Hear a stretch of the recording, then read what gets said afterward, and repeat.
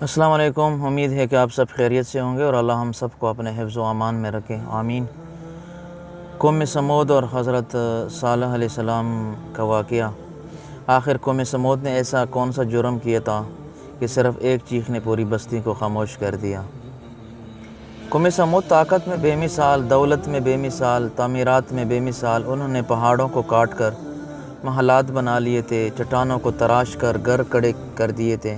اونچے اونچے دروازے، کشادہ صحن، سرسبز باغات، بہتے ہوئے چشمے، لہلہاتے کھیت، دور دور تک خوشحالی تھی۔ لیکن جب انسان نعمتوں کو اپنی طاقت سمجھنے لگے تو وہ اپنے رب کو بھول جاتا ہے۔ قوم سمود کے ساتھ بھی یہی ہوا۔ وہ بتوں کے آگے جھکنے لگے، پتھروں سے امیدیں وابستہ کرنے لگے، اپنے رب کو بھول بیٹھے۔ تب اللہ تعالیٰ نے انہی میں سے ایک معزز شخص کو نبوت عطا فرمائی۔ وہ تھے حضرت صالح علیہ السلام۔ حضرت صالح علیہ السلام اپنی قوم کے درمیان کھڑے ہوئے، بڑی محبت سے فرمایا، اے میری قوم، صرف ایک اللہ کی عبادت کرو۔ اسی نے تمہیں پیدا کیا ہے، اسی نے تمہیں یہ زمین دی ہے، یہ بہا دیے ہیں، یہ پہاڑ دیے ہیں، یہ نعمتیں دی ہیں۔ اس کے سوا کوئی عبادت کے لائق نہیں۔ کچھ لوگ ایمان لے آئے لیکن قوم کے سرداروں کے دل تکبر سے بھرے ہوئے تھے۔ انہوں نے کہا، صالح تم بھی تو ہماری طرح ایک انسان ہو، ہم تمہاری بات کیوں مانیں؟ اگر تم واقعی اللہ کے رسول ہو تو کوئی نشانی دکھاؤ، کوئی ایسا معجزہ دکھاؤ جسے دیکھ کر ہم مجبور ہو جائیں۔ پھر انہوں نے ایک عظیم پہاڑ کی طرف اشارہ کیا اور طنزیہ انداز میں کہا، اگر تم سچے ہو تو اس پہاڑ سے ایک حاملہ اونٹنی نکال کر دکھاؤ۔ انہیں یقین تھا کہ ایسا کبھی نہیں ہو سکتا۔ حضرت صالح علیہ السلام نے فرمایا، اگر اللہ تمہاری یہ شرط پوری کر دے تو کیا تم ایمان لے آؤ گے؟ سب نے کہا، ہاں ہم ایمان لے آئیں گے۔ پھر حضرت صالح علیہ السلام نے اپنے رب کے حضور دعا کی۔ اچانک زمین کانپی، پہاڑ میں دراڑ پڑی، چٹانیں پھٹنے لگی اور پہاڑ کے اندر سے ایک عظیم الشان اونٹنی نمودار ہوئی۔ زندہ اونٹنی، حاملہ اونٹنی، ایک ایسا معجزہ جس کی مثال نہ تھی۔ یہ اونٹنی عام اونٹنی نہ تھی، یہ اللہ کی نشانی تھی، نافتہ اللہ تھی۔ اس کی جسم مضبوط اور قد بلند، منظر پر رہب طاری کر دیتا تھا۔ جب وہ چلتی تو لوگ دیکھتے رہ جاتے۔ اللہ نے حکم دیا کہ پانی کا ایک دن اونٹنی کا ہوگا اور ایک دن قوم کا۔ جب اونٹنی پانی پینے آتی تو لوگ خاموشی سے دیکھتے رہتے۔ اس کے دودھ میں ایسی برکت تھی کہ بہت سے لوگوں کی ضرورت پوری ہو جاتی، مگر سرکش لوگوں کے سینوں میں نفرت بڑھتی جا رہی تھی۔ انہوں نے صالح علیہ السلام کی سچائی برداشت نہیں ہو رہی تھی۔ چنانچہ ایک خفیہ سازش تیار ہوئی۔ رات کی تاریکی میں منصوبے بننے لگے، دلوں میں شرارت پکنے لگی۔ آخر کار قوم کے بدترین لوگوں نے فیصلہ کر لیا، اونٹنی کو ختم کر دیا جائے۔ پھر ایک بدبخت شخص آگے بڑھا، وہ شخص جسے قرآن نے قوم کا سب سے بدبخت انسان قرار دیا۔ اس نے موقع پا کر اونٹنی پر حملہ کر دیا۔ تیروں اور ہتھیاروں سے وار کیے گئے۔ آخر کار اللہ کی نشانی زمین پر گر گئی، اونٹنی قتل کر دی گئی۔ جس معجزے کا مطالبہ انہوں نے خود کیا تھا، اسی معجزے کو اپنے ہاتھوں ختم کر دیا۔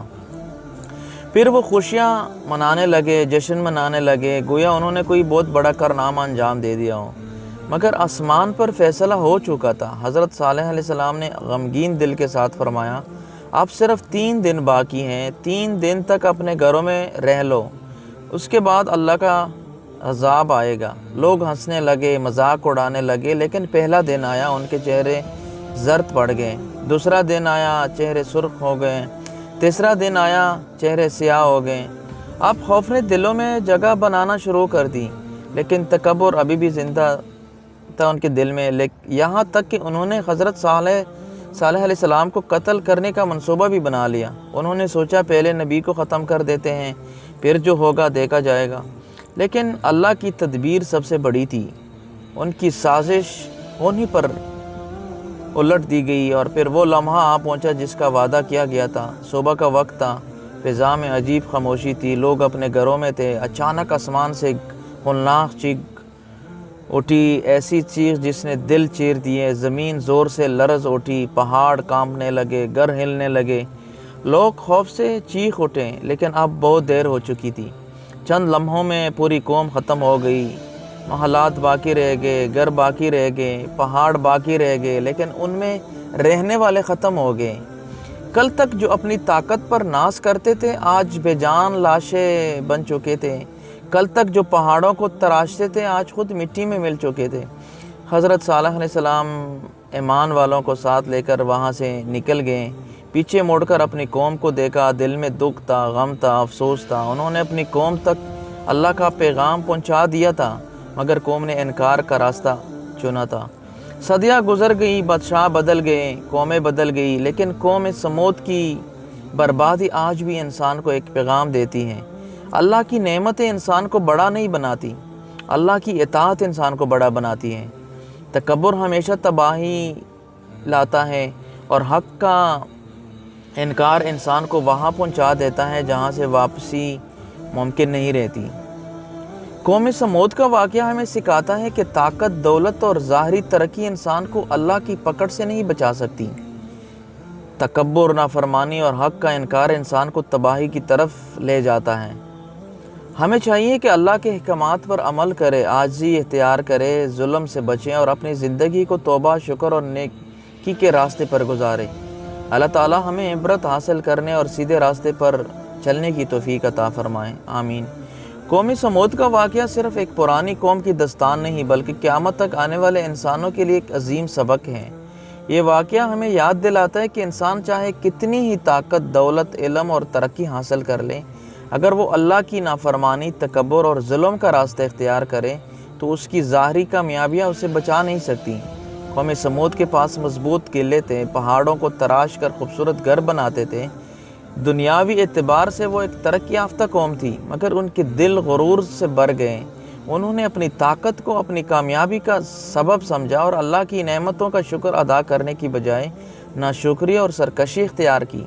یہ واقعہ ہمیں سکھاتا ہے کہ اصل عزت مال، عہدے یا طاقت میں نہیں بلکہ اللہ کی اطاعت، عاجزی اور اچھے کردار میں ہے۔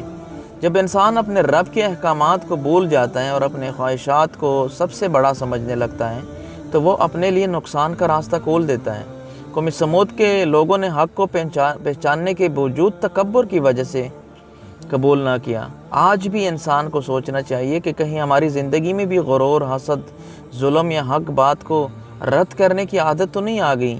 اللہ تعالیٰ بار بار قرآن میں پچھلی قوموں کے واقعات بیان فرماتا ہے تاکہ ہم ان سے نصیحت حاصل کریں۔ اس واقعہ کا ایک بڑا سبق یہ بھی ہے کہ اللہ کی نشانیوں اور اس کے احکامات کا مذاق اڑانا انسان کے لیے بہت بڑی تباہی کا سبب بن سکتا ہے۔ ہمیں اللہ کی نعمتوں کی قدر کرنی چاہیے، کمزوروں پر رحم کرنا چاہیے، انصاف اور سچائی کا ساتھ دینا چاہیے۔ یاد رکھیں، دنیا کی بڑی سے بڑی طاقت بھی اللہ کے فیصلے کے سامنے بے بس ہے۔ جو شخص اللہ کے سامنے جھک جاتا ہے اللہ اسے عزت دیتا ہے، اور جو تکبر کرتا ہے وہ اپنی ہی تباہی کا سبب بن جاتا ہے۔ اللہ تعالیٰ ہمیں قوم سمود جیسے انجام سے بچائیں، تکبر اور نافرمانی سے محفوظ رکھیں، حق کو پہچاننے اور اس پر عمل کرنے کی توفیق عطا فرمائیں، آمین یا رب العالمین۔